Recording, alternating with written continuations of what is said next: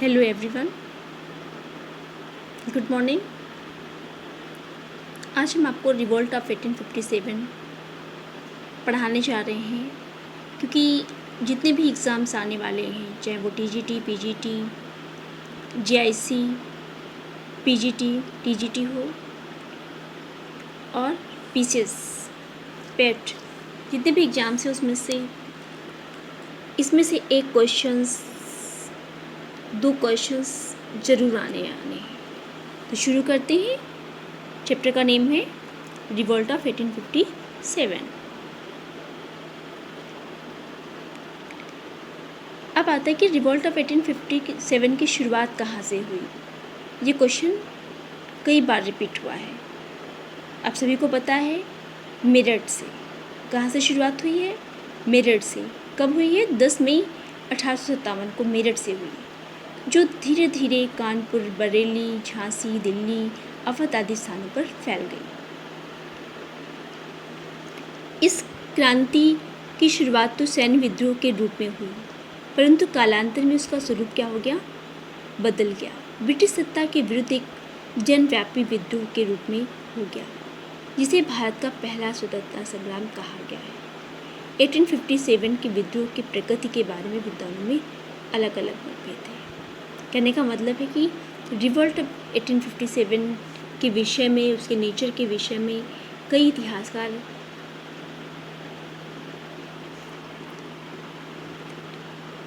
इतिहासकारों में मत ऐक्य नहीं है, एक मत नहीं है। तो देखते हैं, ये स्टेटमेंट्स भी आते हैं एग्जाम में, अक्सर पूछे जाते हैं। ये पूर्णतया सिपाही विद्रोह था। किसने कहा ये पूर्णतया सिपाही विद्रोह था? सर जॉन लॉरेंसो सीले ने। किसने कहा? सर जॉन लॉरेंसो सीले ने कहा कि रिवोल्ट ऑफ 1857 पूर्णतया सिपाही विद्रोह था। नेक्स्ट, ये स्वतंत्रता संग्राम था। स्वतंत्रता संग्राम किसने कहा? डॉक्टर ईश्वरी प्रसाद ने। नेक्स्ट, यह एक सामंतवादी प्रतिक्रिया थी। मिस्टर के ने कहा कि रिवोल्ट ऑफ 1857 क्या है? सामंतवादी प्रतिक्रिया थी। ये कोई राष्ट्रीय स्वतंत्रता संग्राम, नेशनल मूवमेंट नहीं था। नेक्स्ट है, ये जन क्रांति थी। जन क्रांति किसने कहा? डॉक्टर रामविलास शर्मा ने कहा कि रिवोल्ट ऑफ 1857 जन क्रांति थी। नेक्स्ट है, ये राष्ट्रीय विद्रोह था। ये स्टेटमेंट कई बार आप एग्ज़ाम प्रीवियस ईयर्स, चाहे वो एसएससी हो, टीजीटी, पीजीटी, नेट, सब में ये स्टेटमेंट कई बार रिपीट हुआ है। ये राष्ट्रीय विद्रोह था। किसने कहा है? डिज़रायली ने। नेक्स्ट है, ये अंग्रेजों के विरुद्ध हिंदू मुसलमानों का षड्यंत्र था। ये जेम्स आउट्रम, डब्ल्यू टेलर ने कहा है। ये क्या है? रिवोल्ट ऑफ 1857 1857 का स्वतंत्रता संग्राम अंग्रेजों के विरुद्ध हिंदू मुसलमानों का षड्यंत्र था। ये जीआईसी पीजीटी में आया है। जेम्स आउट्रम और टेलर ने कहा है। नेक्स्ट है, ये ईसाई धर्म के विरुद्ध एक धर्म युद्ध था। ये रीज ने कहा, LR रीज ने कहा कि 1857 का स्वतंत्रता संग्राम ईसाई धर्म के विरुद्ध एक विद्रोह, एक धर्म युद्ध था। कहने का मतलब ये क्यों लड़ा गया? धार्मिक कारणों से ये लड़ा गया। नेक्स्ट है, ये सभ्यता और बर्बरता का संघर्ष था। TR होम्स, ये भी पीजीटी जीआईसी में आया है। ये सभ्यता और बर्बरता का संघर्ष था। TR Holmes. ये विद्रोह राष्ट्रीय स्वतंत्रता के लिए सुनियोजित युद्ध था। वीर सावरकर, अशोक मेहता। नेक्स्ट है, 1857 का विद्रोह स्वतंत्रता संग्राम नहीं था। किसने नहीं माना है? वो RC मजूमदार।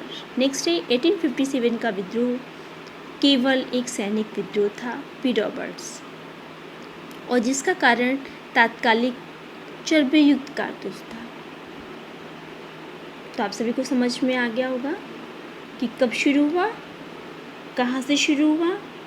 तो 10 मई 1857 को शुरू हुआ और मेरठ से शुरू हुआ।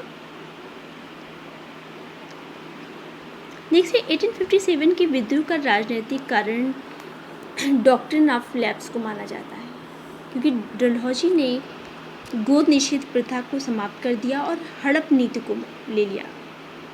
जो भी साम्राज्य थे जिनके उत्तराधिकारी नहीं थे, जिनके बच्चे नहीं हुए, और तो उन्होंने गोद निषेध की प्रथा की, कोई व्यक्ति गोद भी नहीं ले सकता था, उसे लीगल नहीं माना जाता,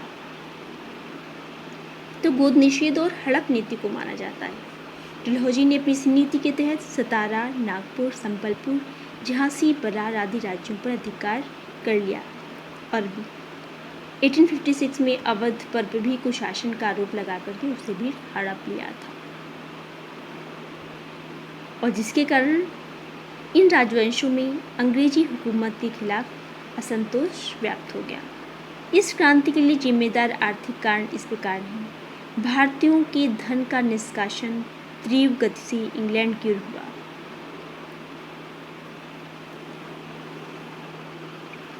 भारत के बाजारों में अधिक मात्रा में आ जाने के कारण उसका प्रभाव यहाँ के लघु एवं कुटीर उद्योगों पर पड़ा, क्योंकि अंग्रेजों से जो तैयार माल था, कपड़े थे, वो इंडियन मार्केट में बिकने लगे,